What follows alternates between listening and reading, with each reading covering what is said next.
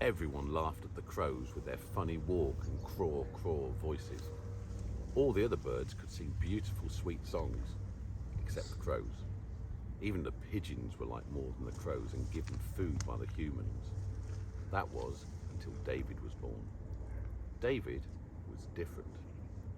On the day he was born, his sisters went craw, his brothers went craw, but David went tweet. His mother and father were shocked. They sat and waited for David to make another sound. His sisters went craw, his brothers went craw, but David went tweet. David's mum and dad didn't know what to do. They didn't want the other mums and dads to hear him, as he was, well, different. David's mum and dad told him he had to be very quiet and not say anything, and took him to see the elders. As his mother and father carefully explained the problem, David sat quietly and didn't make a sound. He knew not to, as his mum and dad had always told him off when he had before. After a while, they'd finished, and the elders talked between themselves. Finally, Hermes, the wisest of the wise, spoke. "We have looked at the bird book of law and decided you must learn to craw like all the other crows, and you are never allowed to sing again. There is a way of life, whether we like it or not, that has been the same for thousands of years.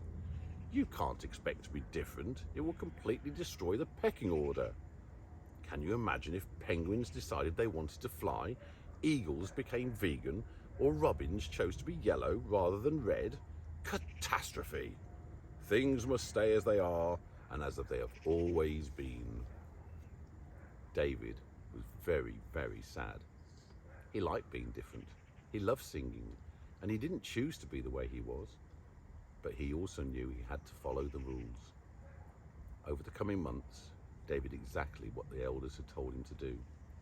He worked hard to fit in, how to crawl like all the other crows, maybe a little nicer, and slowly, the more and more he fitted in, the sadder and sadder he became. One day, David was really sad and decided he'd go for a walk.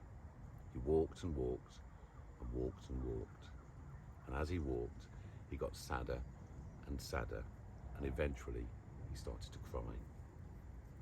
David liked fitting in and making his parents happy, but he didn't want to be like the other crows. He wanted to sing and dance and just, well, be himself. After a while, David, fed up, sat down on a pebble. He wiped away his tears and looked around.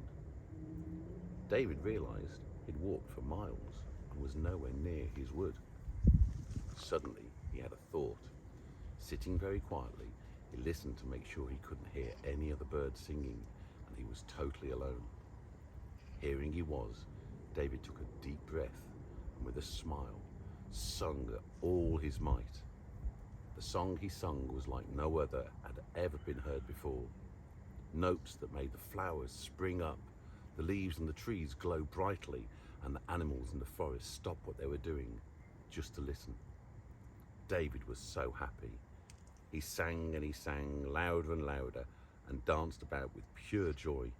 He could finally be himself with no one watching and no one to tell him off. He was so happy, he didn't notice that all the other birds from all round the surrounding woods had flocked around to hear where this wonderful sound was coming from.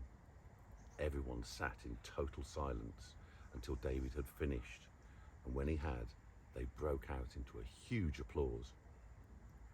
David was shocked and immediately thought he was in huge trouble.